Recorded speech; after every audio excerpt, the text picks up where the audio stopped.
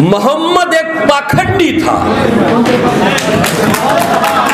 पागल, वो अहंकारी था, पागल था। मैंने अध्ययन किया है इसलिए कह रहा हूं और जवाब देना जानता हूं।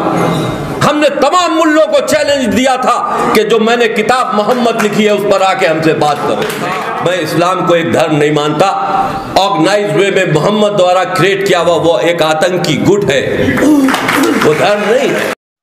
दोस्तों नमस्ते, मेरा नाम रविकांत भारती है। आप लोगों के बीच में लाइव हूं। मोहम्मद साहब के जीवन से मैंने कुछ चीजें निकाला है, उसके बारे में मैं बताऊंगा और मैं बताऊंगा कि क्यों मोहम्मद साहब से एक मुसलमान बेइंतहा प्यार करता है। और मैं ये भी बताऊंगा कि मोहम्मद साहब त्याग के प्रतीक थे, ईमानदारी के प्रतीक थे। क्षमा कोई उनसे सीखे कि क्षमा कैसे दिया जाता है। और मोहम्मद साहब दया, करुणा और बोला जाए तो इन सारे चीजों के प्रतीक थे। और उन्होंने जीवन जीना सिखाया कि किस तरह से जीवन को जिया जाता है। शुरुआती दिनों में अरब में, अब तो इस्लाम पूरे विश्व में फैला है। अरब का जो सिविलाइजेशन है वह मोहम्मद साहब से शुरू होता है। आप बताइए, मोहम्मद साहब के पहले आप एक भी नाम बता पाएंगे अरब देश के लोगों का?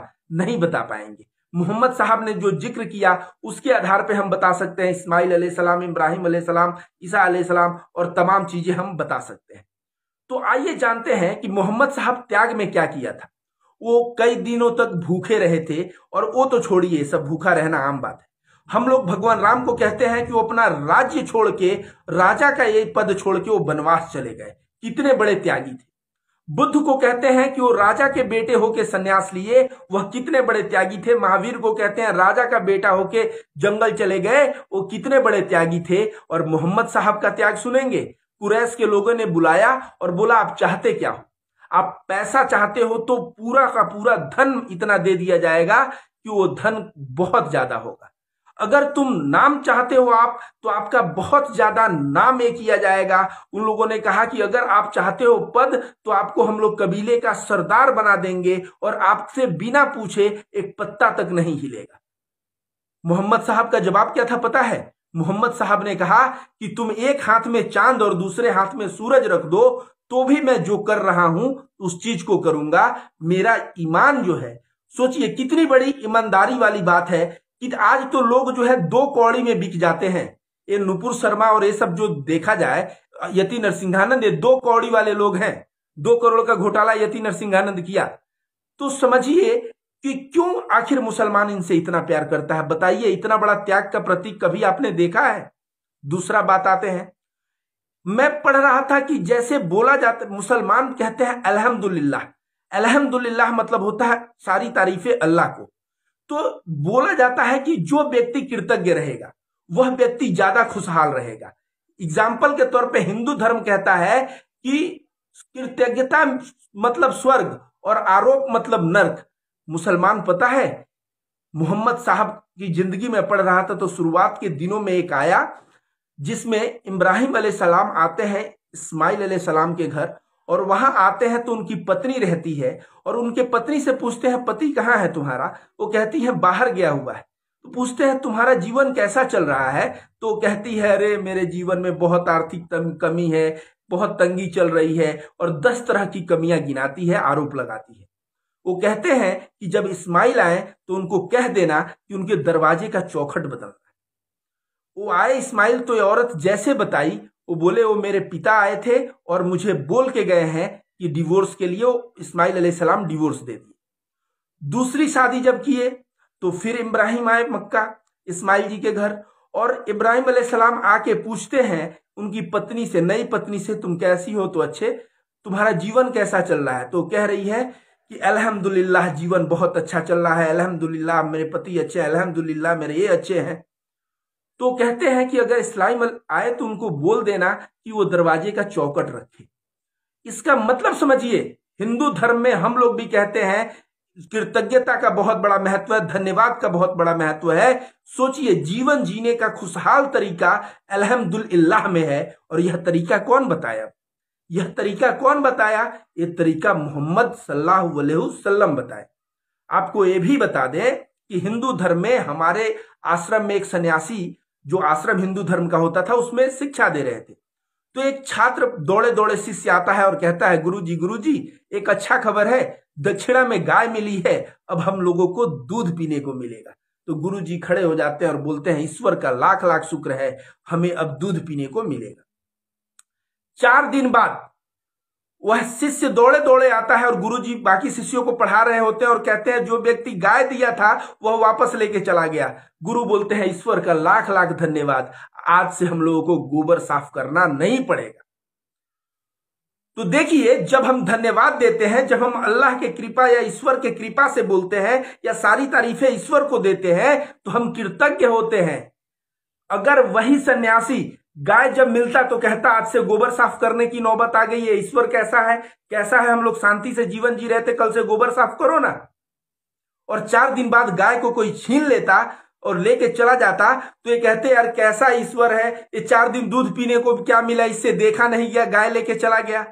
तो अंतर क्या है? जब धन्यवाद बोलते हैं, हम ईश्वर की कृपा से बोलते हैं, जब हम अल्हम्दुलिल्लाह बोलते हैं, तो कहीं ना कहीं हम एक संतुष्टि और एक स्वर्ग में जीवन बिताते हैं। हिंदू धर्म के अनुसार hell and heaven are the state of being, स्वर्ग और नरक हमारी जो है ना मानसिक अवस्था है। और मानसिक अवस्था जब आप धन्यवाद बोलेंगे, जब ईश्वर के कृपा से बोलेंगे, अल्हम्दुलिल्लाह बोलेंगे, तो बिल्कुल आप, तो बताइए इतना अच्छा, जो आज के साइकोलॉजिस्ट कह रहे हैं कि सुबह उठ के 4 चीजों को धन्यवाद दीजिए, धन्यवाद से अपना जीवन की शुरुआत करिए, यह बात मोहम्मद साहब आज से 1400 वर्ष पहले कह के चले गए थे। तो आप लोगों को मैं क्या बताया, यह त्याग के प्रतीक थे। इन्होंने जीवन जीने का तरीका सिखाया। और मैं बताता हूं क्षमा। याद रखिए, ये जब मक्का जाते हैं, और वो भी बहुत बड़े आर्मी को लेके जाते हैं मक्का, और जब जाते हैं तो कुरैश के लोगों को तो डर हो जाता है कि, क्योंकि कुरैश के लोग मोहम्मद साहब के जो है परिवार के लोगों को मारे रहते हैं और इनके फॉलोअर्स को मारे रहते हैं, तो उनको डर रहता है कि इतने आर्मी में आया, अब तो हम लोग गए। तो मोहम्मद साहब ने क्या कहा पता है? कहा, बताओ कुरैश के लोगों, आज मैं तुम्हारे साथ कैसा व्यवहार करूंगा। मक्का के लोगों से जब ये बात कहा तो मक्का के लोग, कोई कह रहा है कि आप मार देंगे, कोई कह रहा है आप दिल बड़े हैं, आप छोड़ देंगे। मोहम्मद साहब ने कहा कि तुम सभी के सभी फ्री हो जिंदगी जीने के लिए। इससे बड़ा क्षमा क्या होता है? आज जो है, अगर हमारे पास पद नहीं है और हम बोले हम क्षमा करते हैं, तो हम क्षमा करने के औकात में नहीं है। जिस व्यक्ति के पास आर्मी, जिस व्यक्ति के पास पावर, जिस व्यक्ति के पास फॉलोअर्स ही फॉलोअर्स थे, वो मोहम्मद सल्लल्लाहु अलैहि वसल्लम ने क्या किया? सबको जो है माफ कर दिया। दूसरा नंबर चीज, सैनिकों को जब गिरफ्तार किया गया था, पूरी रात ये सोए नहीं थे। जब इनसे पूछा गया कि आप सोए क्यों नहीं है, ऐसे रात को बेचैनी में टहल क्यों रहे, तो इन्होंने कहा, मैं कैसे सो जाऊं जब उन लोगों को, उन भाइयों का जो हाथ जो है बांधा हुआ है, मैं कैसे सो जाऊं उनको इस कष्ट में देख के।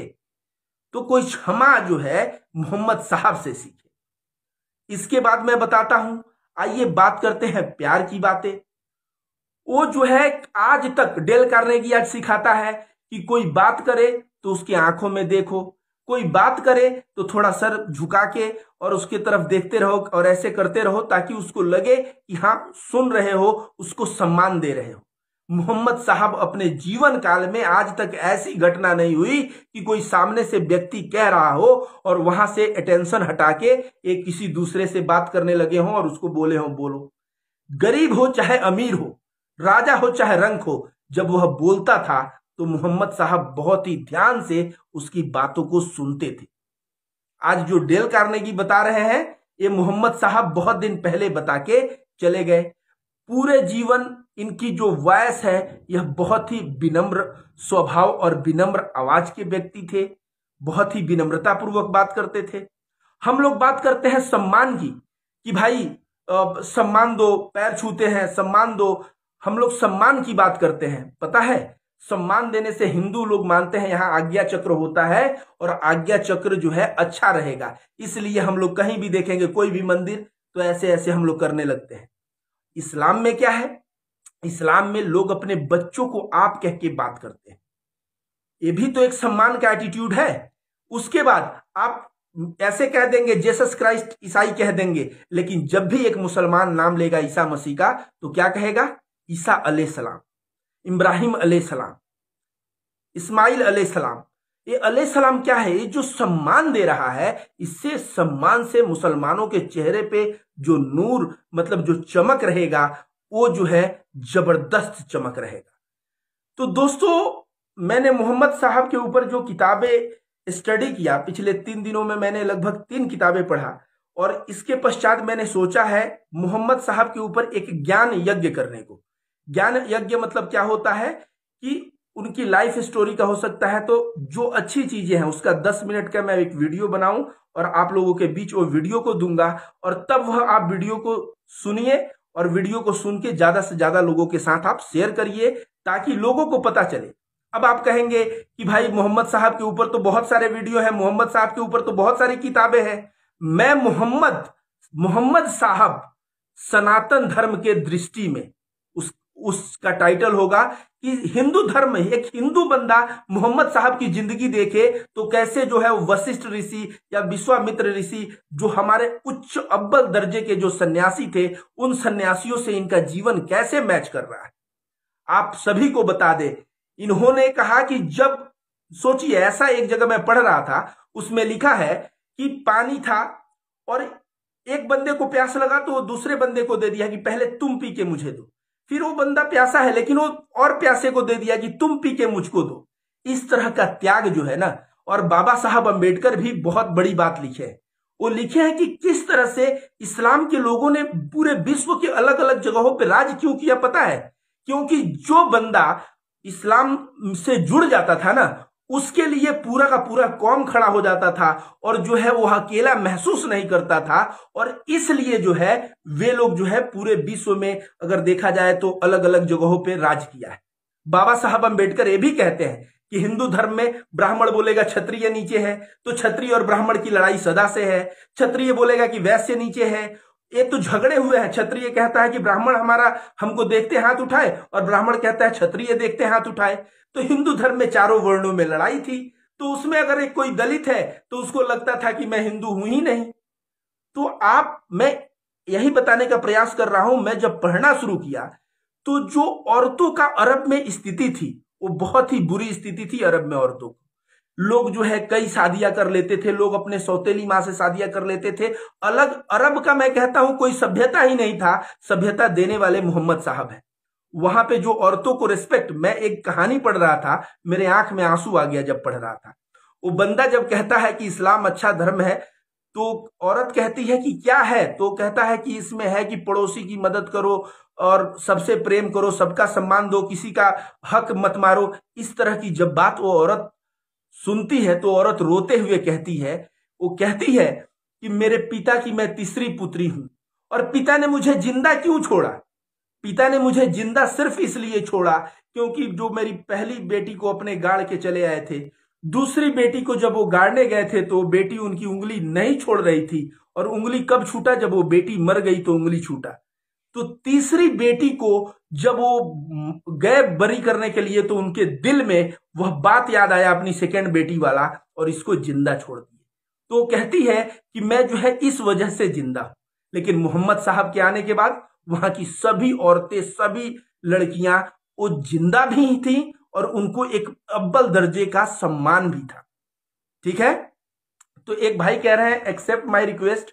तो आप लोगों का कोई सवाल हो तो सवाल कर सकते हैं, बहुत सारे लोग। चलिए मैं ऐड कर रहा हूं आपको, कोई बात हो तो आप तो है सवाल हो तो पूछिएगा।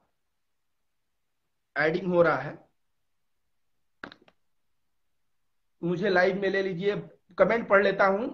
लव यू ब्रदर, हिंदू मुस्लिम भाई भाई। एक भाई ने लिखा सनातन और इस्लाम एक ही है और उनका ईश्वर भी एक है, ऐसे करके लिखा है। तो अलग अलग कमेंट आ रहे हैं दोस्तों। भाई साहब को मैं ऐड किया हूं बट ऐड नहीं हो पा रहे हैं अनफॉर्चुनेटली। तो दोस्तों यही सब बातें लेके मैं आप लोगों के बीच आया था। वीडियो को मैं कहूंगा कि मैं 10-10 मिनट का एक श्रृंखला तैयार करने वाला हूं मोहम्मद साहब के जिंदगी के ऊपर, वो भी कैसे सनातन धर्म के दृष्टिकोण में मोहम्मद साहब। तो उस वीडियो को आप लोग ज्यादा से ज्यादा शेयर करिए, लोगों मार्केट में बात पहुंचाइए। मैं चाहता हूं कि जितने हिंदू भाई उस वीडियो को देखेंगे उनके दिमाग में समझ आएगा। आज उनके दिमाग में अंतर है, वो सोचते हैं कि भाई हमारे ऋषि महर्षि ऐसे थे और वो लोग मोहम्मद साहब की जिंदगी के बारे में कुछ जानते नहीं है। तो जब जानेंगे तब उनको जो है समझ में आएगा कि नुपुर शर्मा ने कितना कितना बड़ा जो है गलत कार्य किया है। तो दोस्तों इसी के साथ बात को समाप्त कर रहा हूं। वीडियो को ज्यादा से ज्यादा शेयर करें। धन्यवाद।